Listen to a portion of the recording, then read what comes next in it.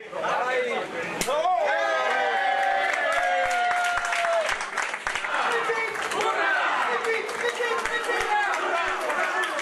brindisi e i cori in piazza. A Vittorio Veneto un successo di queste proporzioni al primo turno non se l'aspettava nemmeno la Lega, quasi colta alla sprovvista da quel 56,37% che ha più che doppiato il risultato del centro-sinistra. Una vittoria chiara già poco prima delle 18, quando a 28 sezioni scrutinate su 33 si è avuta la certezza matematica. Toni Miatto è il nuovo sindaco e nella sede del Carroccio scatta l'applauso.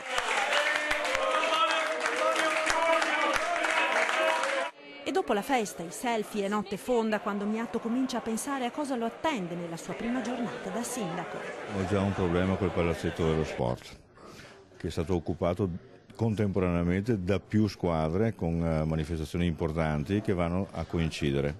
Domani mattina avrò già quindi il primo problema da risolvere. E poi c'è da pensare alla squadra di governo della città. È importantissimo pensare alla squadra, cosa che ho già fatto.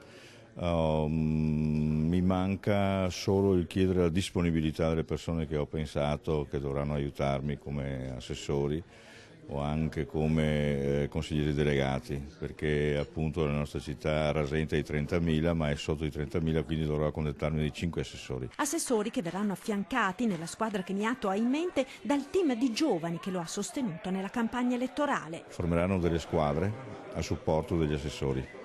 Questo mi concederà di poter alleggerire i pochi assessori di tutti i compiti che li graveranno in questa amministrazione, in questa tornata amministrativa, e nello stesso tempo avrei modo di preparare i giovani a un'esperienza quinquennale dove conosceranno le modalità amministrative e ci concederanno fra 5 anni di poter passare il testimone a giovani preparati.